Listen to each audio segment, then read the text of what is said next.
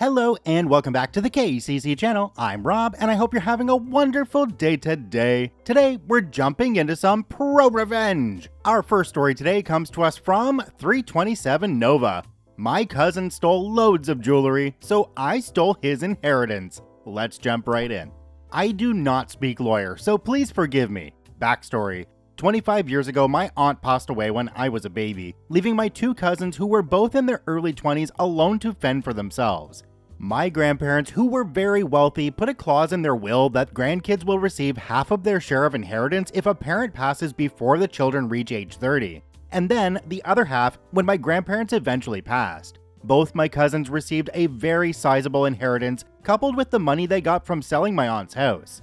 The younger of the two paid off her college loans and was able to buy property. She still lives on the same plot of land. The older sibling blew all of his money straight out of a book of the Bible. Within 6 years, he was back to living in a condo working as a police officer. Everyone in our small family knew he had a substance issue, so he was barely making ends meet with his officer salary and buying copious amounts of drugs. The next 4 years, my cousin went to rehab 3 times, sponsored by my grandparents. He sobered up after getting his girlfriend, now wife, pregnant.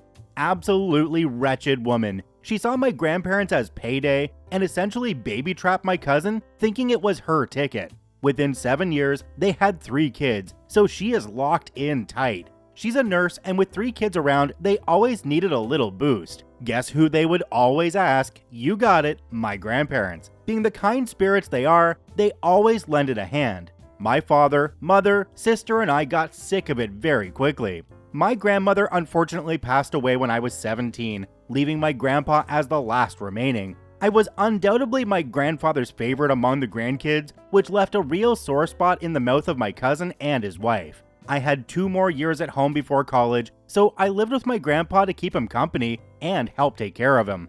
My cousin and his wife hated this, so much so that whenever they came to visit and I was not home, they would send their 3 gremlins into my room to destroy it. My room had double doors, so it couldn't be locked. This was the start. The longer I lived there, the more they would mess with me. My cousin even went as far as to place one of those little mechanical noisemakers in the cabinet in my room, the one that plays sounds at random intervals that make you think you're insane.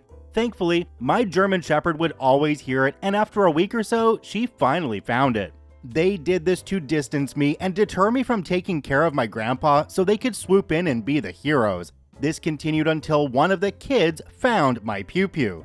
By this time, I was 18 and in the possession of a pew-pew. I use quotations because my grandfather had pew-pews, but cannot aim and shoot them anymore due to arthritis and nerve degeneration. So when I moved in, he placed all the pew-pews in my hands should the need of self-defense arise. But should he see them out for any reason other than cleaning, there would be hell to raise. Being very well trained with pew-pews and having a sense of pride in defending my home, I took this responsibility very seriously. I always kept a pew-pew in a locked container in my nightstand with the key on a high shelf out of reach from the gremlins. One fateful day, I am out getting my grandfather food when I come home and my older cousin, his wife, and my grandfather are staring at a pew-pew on the table. It was my pew-pew that I kept in the lockbox. It was loaded and had a projectile chambered. I always keep a magazine in the lockbox but never loaded into the pew-pew. The lockbox was nowhere to be seen. My cousin claimed one of the children found the pew-pew and was playing with it. I was 100% certain that he either found the key or broke the lockbox open to get to it and load it. As a 6-year-old would not be able to reach a key I could barely grab, figure out what it was to, load my pew-pew, and chamber it. I tried my best to explain what my cousin had said was BS and that I never kept my pew-pews loaded in the house, but my cousin, who is a cop, scolded me on pew-pew safety and threatened to have me arrested if I didn't leave and hadn't arrested me yet because we're family. I was asked to collect my belongings and go back to my parents. My cousin had won, or so he thought. The next day, I apologized to Grandpa and explained to him there was no way one of the kids could have gotten the key. He agreed with me and he apologized, but he thought it best I move out until things cool down. But once they do, I would be welcome back home. Our relationship was a little fractured due to disinformation provided by my cousin. A month later, my grandfather died of a heart attack at 86.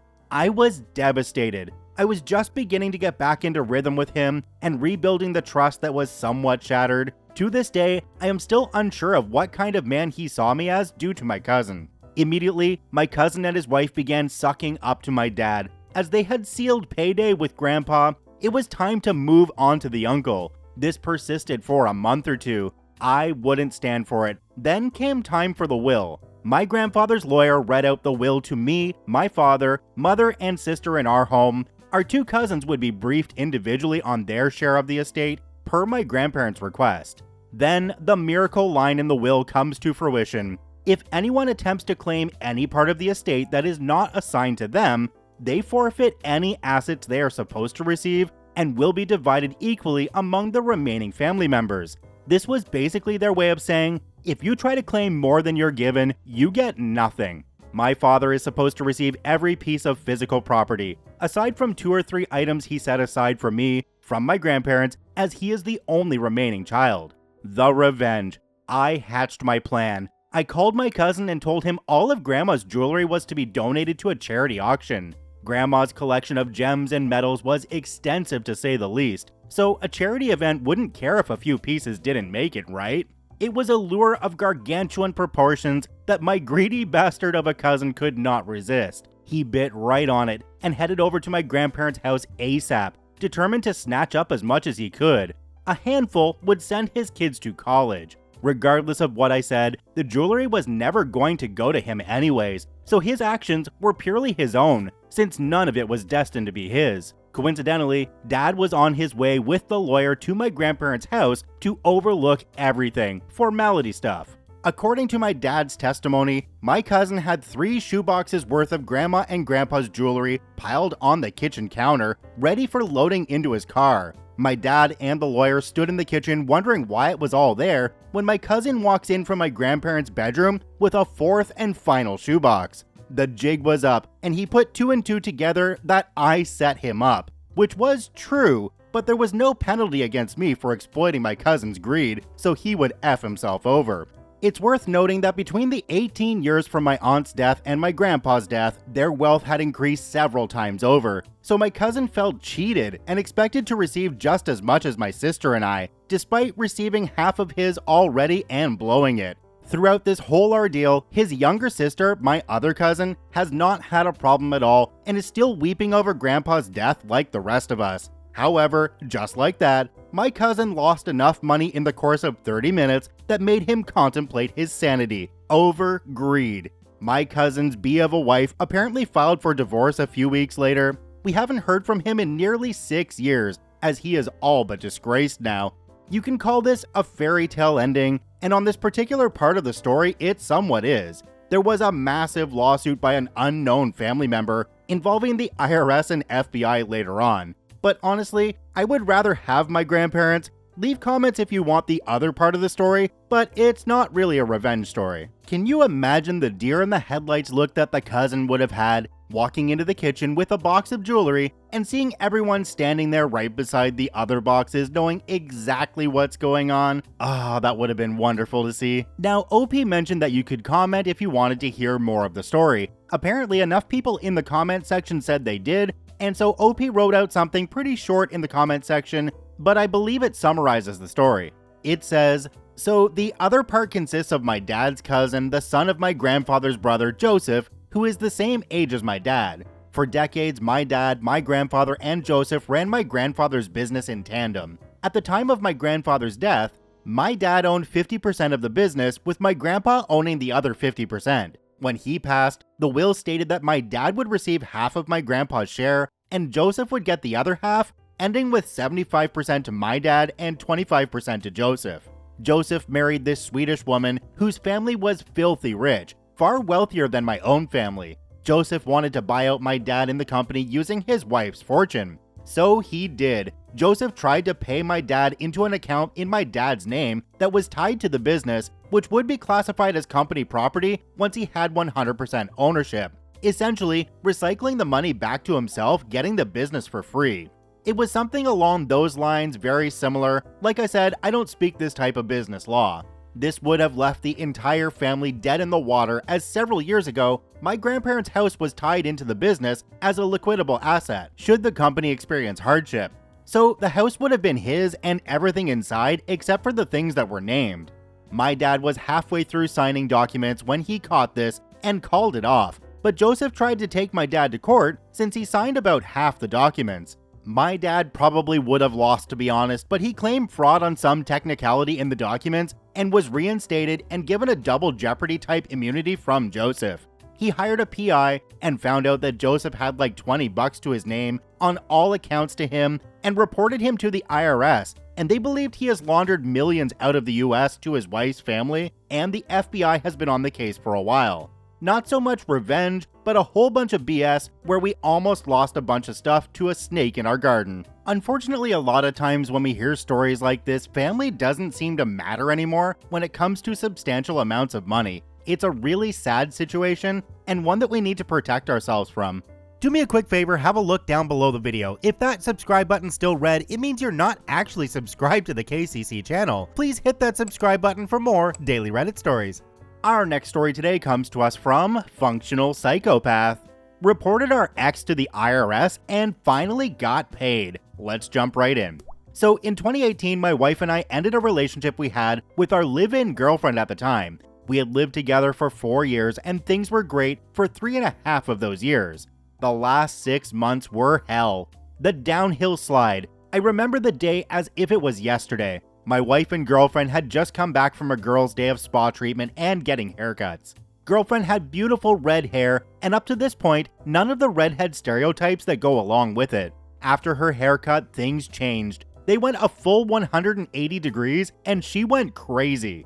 It started with little things like not taking care of her hygiene and arguing with children over video games. Yes, literally, arguing over a game called Viva Pinata. It escalated into being aggressive with my wife and myself. Now, one thing we've always held while having a relationship like this is that everyone is equal, absolutely equal. And it eventually came out that girlfriend thought she was more attractive than wife, which, while arguably true, still did not change the fact that everyone must remain equal.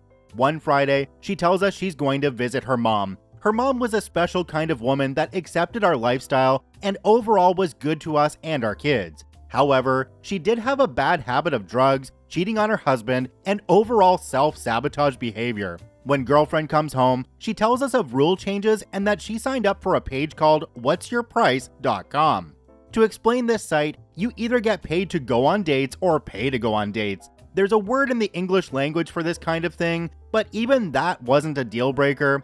However, we did break up before she actually accepted any dates. The next day, we found drugs, not weed, not shrooms, as we are 420 indifferent and support mushroom use. This particular drug is typically an automatic GTFO. However, we had as close to what I consider love as possible given my mental abilities. The dynamics were 2 working parents and a stay-at-home mom.